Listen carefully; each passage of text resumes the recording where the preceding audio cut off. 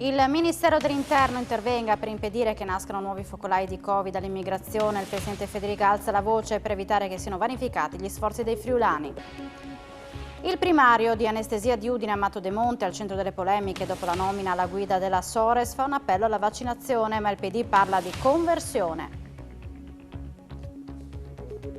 Nuova illuminazione e sistemazione dei percorsi pedonali della salita del castello di Udine. Fontanini, la città torna in possesso del simbolo del Friuli, non è più luogo di spaccio. Matteo soffre di tetraparesi spastica, ma grazie alla sua carrozzina e all'aiuto di 9 atleti percorrerà i sentieri delle Alpi Carniche, un'esperienza unica regalatagli dal progetto Idea di Corsa. Torna in campo la Gesteco a Cividale nella gara 3 della finale playoff di Serie B e Ducali resta a disposizione un solo risultato utile per continuare a sperare nella 2, gara su Telefriuli alle 22.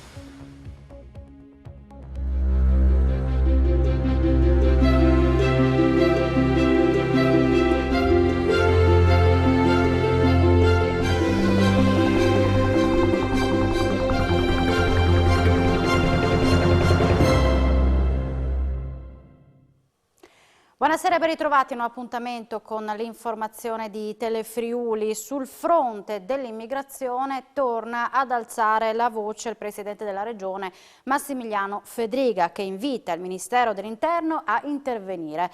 Per il Governatore, che chiede le riammissioni in Slovenia, gli stranieri irregolari causano nuovi focolai e vanificano gli sforzi dei friulani. L'arrivo di migranti irregolari, in molti colpiti da Covid, non può mettere a repentaglio gli sforzi fatti a livello sanitario dai friulani. È chiaro il messaggio del Presidente della Regione Massimiliano Fedriga, che alza la voce sul tema. Da due problemi, oltre all'ingresso in sé, che ovviamente è un problema, oltre al fatto che per esempio questa settimana siamo a rischio moderato, ovviamente con numeri bassissimi fortunatamente, ma che non mi piace come concetto visto che non dipende da noi. Terza cosa è che oltretutto sono persone che fanno la rotta balcanica, noi ogni volta dobbiamo fare il sequenziamento del tipo di virus perché non è scontato che non portino varianti che siano più contagiose, quindi su questo io ho chiesto con chiarezza e forza al Ministro dell'Interno di intervenire e di fermare gli ingressi di immigrati irregolari. A preoccupare Fedriga è anche il ritorno a un intenso traffico sulla rotta balcanica, da fronteggiare immediatamente in sinergia con la Slovenia. E su questo, per esempio, si potrebbe riaprire da subito le riammissioni in Slovenia. Io penso che questo c'è la disponibilità della Slovenia, che mi sembra un paese assolutamente collaborativo da questo punto di vista.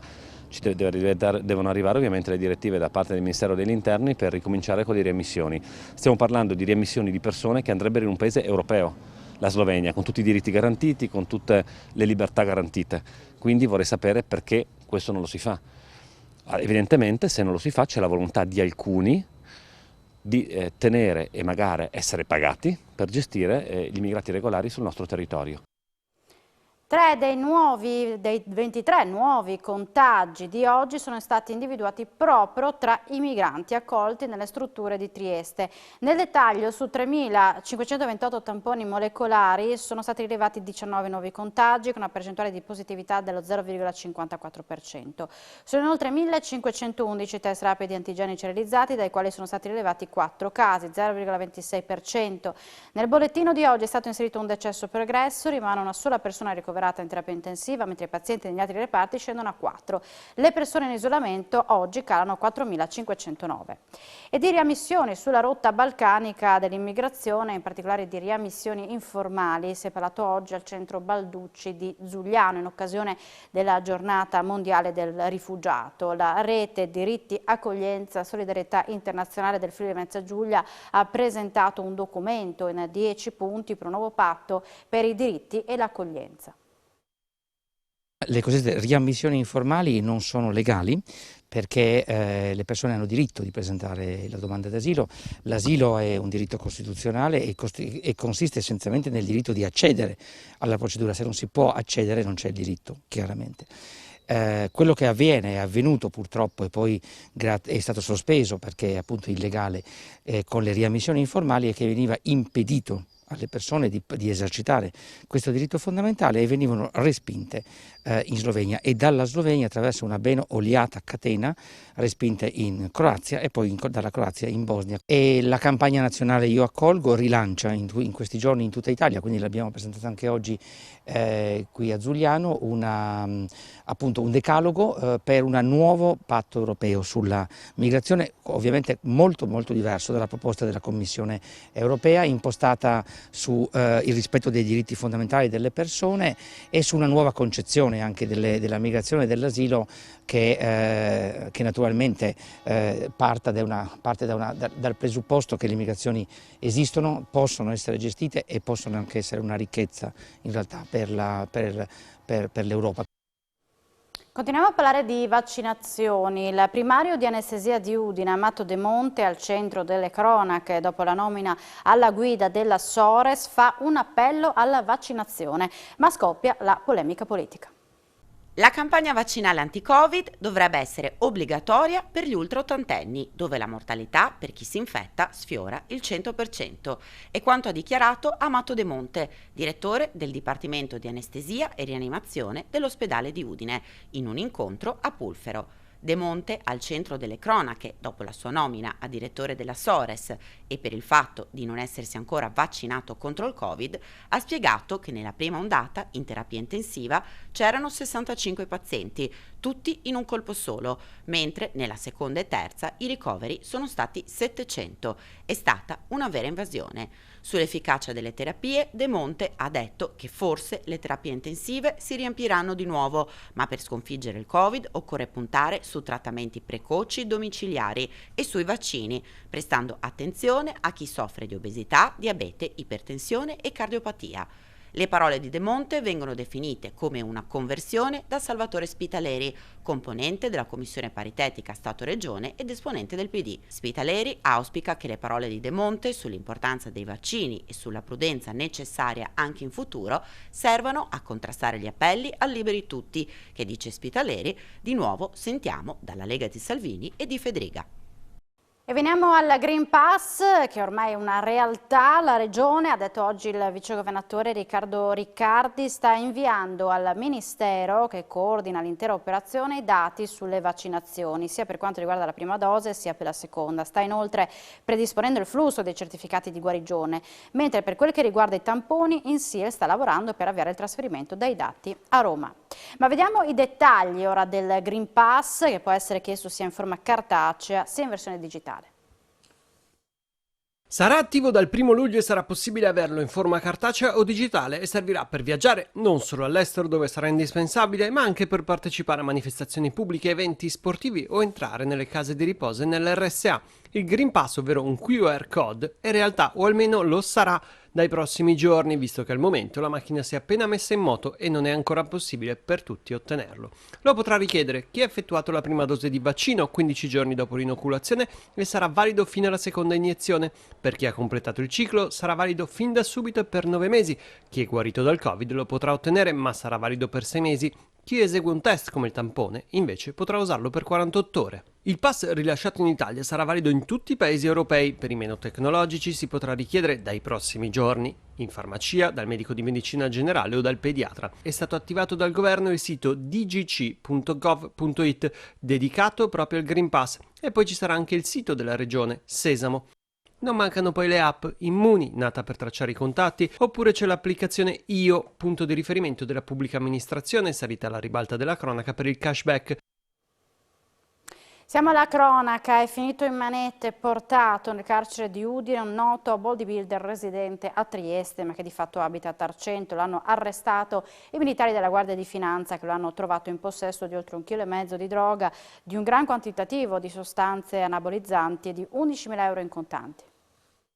È finito in carcere a Udine un bodybuilder di 44 anni residente a Trieste ma di fatto domiciliato a Tarcento, trovato in possesso di 1,6 kg di marijuana e di steroidi anabolizzanti, tra cui confezioni di nandrolone, oltre a 5.000 fiale di pastiglie di testosterone e altre sostanze anabolizzanti. L'operazione è stata eseguita dal comando provinciale di Udine della Guardia di Finanza, che ha rinvenuto, a seguito di 2 perquisizioni eseguite nella sua dimora di Tarcento nella sua casa di Trieste anche 11.000 euro in banconote di vario taglio e provento dell'attività di spaccio. Il 44enne, con precedenti in materia di stupefacenti, è molto conosciuto nell'ambiente del bodybuilding e delle palestre. A insospettire le fiamme gialle che hanno trovato la droga nascosta nelle intercapedini dei mobili della cucina e della camera da letto è stato il suo atteggiamento sospetto. I militari in particolare hanno sorpreso la madre dell'uomo a uscire dall'abitazione con una borsa, consegnata poi a un cittadino albanese. All'interno c'erano 2 pizzini che riportavano indicazioni, nominativi e numeri di telefono di 3 persone e a loro fianco l'importo che il cittadino albanese avrebbe dovuto incassare per conto del 44enne per la cessione della droga. Tragedia a Lignano questa mattina, dove il corpo senza vita di una donna di 82 anni di Pontecchio Polesine è stato ritrovato al largo nello specchio d'acqua antistante il Bagno 5 a Pineta. Si tratta di una turista che mancava dalla serata di ieri, deceduta per annegamento probabilmente a seguito di un malore. Il recupero della salma è stato curato dalla Guardia Costiera con il supporto dei Vigili del Fuoco. Oggi ha perso la vita anche un uomo di 63 anni di Trieste, rimasto vittima di una caduta causata da un malore a Belluno durante un'escursione sotto il 7° Alpini. I funzionari dell'Agenzia della Dogane di Gorizia hanno scoperto oltre 150.000 euro di diritti di confine evasi da parte di 2 società del settore siderurgico. Gli importatori hanno dichiarato che stavano importando in Italia barre di ferro o acciaio laminate a freddo anziché a caldo per ottenere un indebito sconto su IVA e dazi. A loro carico sono scattate sanzioni da oltre $500.000 di euro. Un cittadino albanese di 27 anni è stato arrestato dalla squadra mobile di Udine e dalla polizia di frontiera di Fiumicino dopo essere stato estradato dall'Inghilterra. Deve scontare 9 anni, 9 mesi e 23 giorni per condanne disposte dal Tribunale di Udine e da quello per i minori di Trieste relative a 2 rapine e un'estorsione compiute a Udine tra il 2011 e il 2013. In un caso la rapina fu commessa quando era ancora minore in un market del capoluogo friulano, una seconda in un punto vendita di negozi per la casa è stato condotto in carcere a Velletri. Un giovane cittadino straniero minorenne è stato accolto in ospedale per accertamenti sotto shock ieri sera a seguito di una rissa scoppiata tra una 50ina di ospiti, tutti under 18, della Civifor di Cividale. I carabinieri della città ducale stanno indagando per identificare i responsabili. Si sono approvvigionati di 17 kg di droga spedita da Spagna, Olanda e Canada pagando con Bitcoin per non essere scoperti. Ciononostante 2 giovanissimi sono stati incastrati dalle indagini delle Fiamme Gialle di Trieste.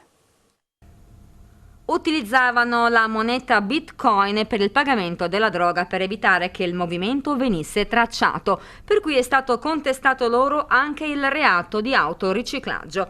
Al centro dell'indagine per spaccio e detenzione di stupefacenti, svolta dalla Guardia di Finanza di Trieste, 2 giovanissimi del posto che utilizzavano il Deep Web, una parte della rete internet non accessibile con i comuni motori di ricerca. Parte della loro attività criminosa è stata compiuta quando erano ancora minorenni. L'inchiesta è scattata a seguito di un controllo nell'ottobre scorso di un pacco giunto all'aeroporto di Malpensa dal Canada che conteneva più di 2 kg di marijuana, indirizzato al capoluogo giuliano. La droga giungeva in Friuli Venezia Giulia da Spagna, Olanda e Canada, come poi hanno potuto appurare gli investigatori. Si stima che i 2 giovani abbiano importato 17 kg di droga, corrispondendo diverse decine di migliaia di euro. La sostanza stupefacente era destinata sia all'uso personale che allo spaccio. Nei confronti dei 2 ragazzi è stata applicata la misura cautelare del collocamento in comunità. A Udine si è tenuta questa mattina l'inaugurazione dei lavori di rifacimento della salita del castello, ora è più bella e sicura, vediamo. Sindaco, il rifacimento del look di una location importante ma anche messa in sicurezza grazie a questa nuova illuminazione. Sì, soprattutto messa in sicurezza perché l'illuminazione previene chi magari una volta veniva qui per spacciare droga o anche drogarsi. È una cosa importante perché soprattutto nei mesi autunnali e invernali, quando il buio arriva presto, questa salita illuminata dà ancora la certezza di un luogo sicuro da poter essere percorso per chi vuole salire al Castello di Udine. Questo è uno dei primi progetti perché poi si parla anche dell'ascensore.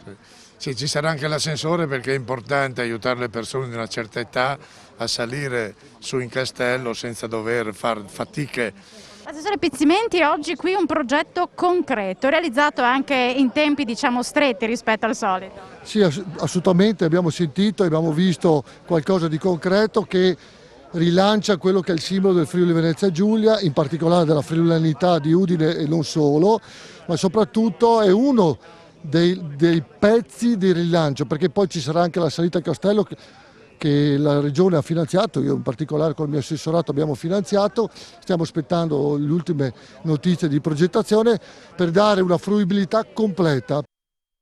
E ancora guerra sul nome del vino friulano che il Presidente del Consiglio regionale del Friuli Venezia Giulia, Piero Mauro Zanin, vorrebbe tornasse a chiamarsi Tokai. Oggi l'assessore regionale Zanier ha bocciato l'ipotesi e il capogruppo del PD affonda la lama. Ancora guerra sul Tokai. L'assessore regionale all'agricoltura Stefano Zanier boccia l'ipotesi di una nuova battaglia sul nome, ipotizzata in questi giorni da alcuni esponenti politici, tra i quali il presidente del Consiglio regionale Piero Mauro Zanin. Dopo oltre 12 anni dall'ultima procedura giuridica, dice Zanier, è utopistico perlomeno pensare di poter ritornare a usare la dicitura Tokai per quello che ormai in tutto il mondo viene chiamato friulano. La regione ha combattuto strenuamente per tutelare la denominazione Tokai, ma quella sfida purtroppo persa appartiene al passato. Dobbiamo guardare al futuro e promuovere al meglio gli attuali prodotti del Friuli Venezia Giulia. Per il segretario regionale del PD Friuli Venezia Giulia ed ex assessore regionale all'agricoltura Cristiano Sciauri, bisogna evitare di farci deridere dal mondo e di illudere i viticoltori. Ogni 6 mesi, dice Sciauri, qualcuno riapre la battaglia del Tokai. Dato che oggi lo fa il presidente del Consiglio regionale, non voglio pensare che anche questa volta sia solo ricerca di visibilità. Prima di prendere la rincorsa è bene chiarire a tutti se ci sono novità reali su cui puntare. Arriverà nell'aula del Consiglio regionale entro il 2021 la nuova legge sul carburante agevolato. L'assessore regionale Fabio Scoccimarro ha presentato le linee guida che prevedono anche la dematerializzazione della tessera. Una fascia zero con uno sconto maggiorato, un aiuto a chi ha un reddito ISEE sotto una certa soglia e la tecnologia per rendere la tessera magnetica anche un'app. L'assessore regionale Fabio Scoccimarro ha presentato le linee guida che saranno la base della nuova norma sul carburante agevolato che sarà presentata in Consiglio regionale entro l'anno per poi entrare in funzione con il 2022 dopo un periodo di rodaggio. Uno dei temi più complessi è affrontato anche nel corso di un vertice con l'Associazione dei Petrolieri e con quella dei distributori di carburante è quello dei costi alla pompa che in alcune zone del Friuli Venezia Giulia sono sensibilmente più alti rispetto ad altre zone in Italia. La Regione ha comunque avviato un monitoraggio. Per quanto riguarda le linee guida della nuova norma, pensavo di istituire anche una fascia zero vicino al confine con la Slovenia e con l'Austria affinché il prezzo sia calmierato rispetto ai paesi vicini e monitorarlo mese per mese come facciamo già adesso da un anno a questa parte. Poi introdurre una fascia per i cittadini più disagiati con le fasce di reddito più basse in grado con il loro ISEE di dimostrare di avere meno capacità reddituale, di avere un prezzo inferiore della benzina. Le linee guida presentate da Scoccimarro, esponente di Fratelli d'Italia, hanno già trovato appoggio nella Lega con il consigliere Diego Bernardis che sottolinea come, dopo anni di attese e di parole, l'amministrazione guidata da Massimiliano Fedriga dimostra con i fatti, ovvero prima con i super sconti, poi con l'inclusione in fascia 1 dei comuni esclusi e ora con la fascia 0, di voler fermare l'emorragia di liquidità che colpisce i nostri territori di confine. A un anno dal conseguimento del titolo, il 77,5% dei laureati triennali del 2019 dell'Università di Udine ha trovato un lavoro contro la media nazionale del 69,2%. Il dato emerge dal 23° rapporto sul profilo e sulla condizione occupazionale dei laureati, presentato oggi dal Consorzio Interuniversitario Alma Laurea, che ha coinvolto 76 atenei italiani.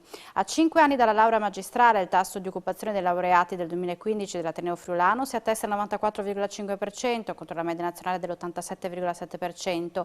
Il quadro che la rilevazione di Alma Laurea prospetta è molto incoraggiante, ha sottolineato il rettore Roberto Pinton, e conferma la validità della strada intrapresa dal nostro Ateneo sia dal punto dell'offerta didattica sia per quanto riguarda le azioni a supporto, placement dei nostri laureati. Ed ora andiamo a Maniago, dove il prefetto di Pordenone ha consegnato l'onorificenza di Cavaliere al Merito al colonnello Paolo Delle Vedove, comandante del 132° Reggimento Artiglieria che fa capo alla brigata Ariete, premiato da Mattarella per il suo impegno in Kosovo.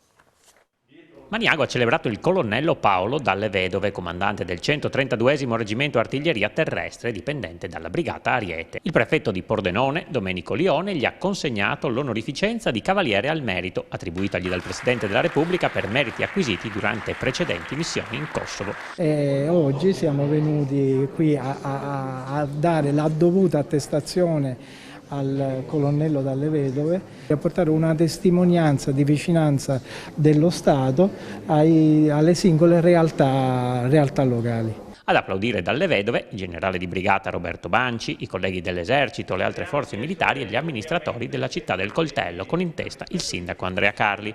Nell'occasione è stata anche scoperta una targa in sala consiliare con i primi 12 articoli della Costituzione italiana. Pordenone ha un nuovo percorso naturalistico ciclopedonale. La strada di quasi 2 chilometri unisce il parco del Seminario alle Terme Romane di Torre e a via Bellasio al confine con il comune di Cordenons. Aperta a Pordenone la nuova ciclopedonale che collega il Parco del Seminario alle Terme Romane di Torre. Il percorso attraversa una meravigliosa area naturale fino ad ora inaccessibile, avvolta dal fiume Noncello. L'itinerario parte dalla grande ciclabile dei parchi, realizzata nel corso degli anni dal Comune con i fondi europei. Aumentano le aree ciclabili della città, tra l'altro scoprendo luoghi non solo suggestivi ma direi magici del nostro Noncello, delle nostre aree naturalistiche. Oggi quindi il percorso del Seminario si allunga di circa 1 chilometro, si collega ad altri 700 metri che abbiamo già fatto in via Bellasio per collegarci fino a Cordenons, ma in realtà c'è un anello strepitoso, bellissimo, che consente ai cittadini in bicicletta o a piedi di poter fare delle passeggiate non solo dal punto di vista sportivo, non solamente per rilassarsi, ma anche per godere delle immense bellezze che la città offre, ed è una strada, in questo caso proprio da dirlo, che stiamo proseguendo anche in altri contesti. La ciclopedonale del Seminario comincia sul nuovo ponte dentro l'omonimo parco. C'è un ponte e poi tutto il resto è stato realizzato con materiali naturali, materiali riciclati, con delle tecniche innovative. Il collegamento arriva fino al confine con Cordenons. Venzone si candida a livello europeo a diventare sede di scambio per oggetti rari di antiquariato. Venzone punta a diventare riferimento europeo per il commercio di pezzi rari di antiquariato. La sede individuata è quella del Barbacane, il camminamento sopra le mura, area che da privata è diventata pubblica da qualche tempo e che oggi è fruibile dai turisti nel tratto compreso tra la porta sud e quella ovest lungo la statale. Come ci spiega il sindaco Amedeo Pascolo, Venzone punta su eventi di nicchia, coltivando iniziative culturali che le diano una connotazione particolare rispetto ad altre località turistiche. Tra l'altro, entro la fine dell'anno riprenderanno i lavori di completamento delle mura a ovest, recuperando la parte più originale del fossato che era stata chiusa ancora agli inizi del Novecento. Il rilancio di Venzone passa anche attraverso il recupero e la valorizzazione di beni culturali, studiandone la loro fruibilità, continua Pascolo, annunciando che la cittadina medievale, considerata uno dei borghi più belli d'Italia, ospiterà in autunno il 50° della Filologica. Saranno 4 giornate intense che richiameranno persone da tutta la regione e friulani che, pur vivendo lontani, sono fortemente attaccati alle loro radici. Venzone dunque si avvia alla rinascita dopo la pandemia, con la ripresa di iniziative che erano rimaste sopite nell'ultimo anno e mezzo e con l'apertura di nuovi cantieri, alcuni dei quali consentiranno di ampliare l'offerta turistica della cittadina. A Tarcento, nuova sede per i volontari della Croce Rossa che operano sul territorio della Pedemontana dal 1986. Nuova sede e nuova livrea per la Croce Rossa a Tarcento. La sede locale del comitato udinese ha lasciato infatti i locali accanto alla casa di riposo Opera Pia Kojanitz per trasferirsi, sempre a Tarcento, al 25 di via Udine. Dal 1986 a oggi quasi 1200 volontari hanno dedicato il loro tempo e le loro energie per la crescita del movimento di Croce Rossa nel mandamento, che comprende Tarcento, Tricesimo, Reana, Nimis, Attimis, Taipanna, Lusevera, Magnano, Buia e Treppo. Nel 2020, grazie anche a un lascito, i volontari sono riusciti ad acquistare un immobile idoneo. I lavori si sono conclusi la scorsa primavera e poi è iniziato il trasferimento dell'attività, tra cui la postazione dell'emergenza territoriale 112. Il gruppo dei volontari assicura con i dipendenti il servizio 118 con un mezzo attrezzato per l'emergenza e coordinato dalla Sores di Palmanova. Nel 2019 sono stati eseguiti 2.500 interventi, di cui circa 500 in codice giallo-rosso. Nel 2020 ne sono stati eseguiti 2.500, con un numero di codici gialli e rossi nettamente superiori. Tanti sono i giovani volontari che, nati e cresciuti a Tarcento, poi hanno intrapreso la carriera medica e infermieristica, operando successivamente nel sistema sanitario regionale, spiega la presidente del comitato CRI di Udine, Cristina Ceruti. Il sogno di quei primi volontari del 1986 è oggi divenuto realtà dopo 35 anni di impegno crescente, aggiunge Pierpaolo Rovere, coordinatore del gruppo. Oggi, dice, abbiamo una nuova casa in mezzo al paese che opera per il territorio e la nostra gente. In arrivo dall'Africa l'anticiclone che porta temperature a dir poco roventi. Sentiamo un'anticipazione delle previsioni meteo che andranno in onda subito dopo Sport FVG. Quanto caldo farà questo fine settimana e soprattutto quanto durerà questa fase davvero molto calda? Per togliere ogni indugio guardiamo subito questo quadro in quota. Voglio far notare come dall'Africa, ricordate l'anticiclone africano che ci sospingeva le masse d'aria calde? Eccole qua. Dall'Africa arrivano masse d'aria a dir poco roventi. Da noi temperature anche di 34-35 gradi e per di più da noi c'è l'umidità, quindi afa molto forte. Ed ora vi raccontiamo la storia di Matteo, un ragazzo che soffre di tetraparesi spastica dalla nascita, ma che ora potrà percorrere i sentieri delle Alpi Carniche grazie all'uso di una carrozzina di 9 atleti che lo spingeranno. Un'esperienza unica regalatagli dal progetto Idee di Corsa. Ce ne parla Marcello Bortolotti, l'organizzatore. Correre non per sé ma per gli altri, è quello che fa Marcello con Matteo, una vicenda veramente particolare. Sì, è una novità quest'anno per la Carnica Ultra Trail, perché porteremo Matteo, che è un ragazzo speciale, a percorrere tutto il percorso della traversata carnica. È un ragazzo speciale perché soffre di tetraparesi spastica dalla nascita, ma questo non ha fermato la sua voglia di vivere, la voglia di fare, e l'entusiasmo che ha è veramente contagioso. Per cui quando mi è stato proposto di fare questa cosa alla traversata carnica, alla Carnica Ultra Trail, veramente ci ho pensato 2 secondi a dire di sì e quindi ci siamo imbarcati in questa avventura che sarà per lui, ma anche, sono sicuro, per tutti i partecipanti alla Carnica Ultra Trail un'esperienza da ricordare, un'esperienza unica. Tutto il progetto che riguarda la Carnica Ultra Trail ha come scopo la raccolta di fondi per borse di studio sportive da erogare a ragazzi della nostra comunità. Per cui è un correre per gli altri, perché proprio ci si mette cuore, gambe e polmoni per ottenere un risultato che non è solo quello di tagliare un traguardo, ma è quello di dare una possibilità a chi magari questa possibilità, in questo caso di fare sport, non ce l'ha. Siamo in chiusura, ma tra poco a Sport FVG parleremo di basket, in particolare della Gesteco che questa sera torna in campo a Cividale nella gara 3 della finale dei playoff di Serie B. I Ducali hanno a disposizione un solo risultato utile. Quindi a tra poco con Sport FVG. Grazie per l'attenzione e buona serata su Telefriuli.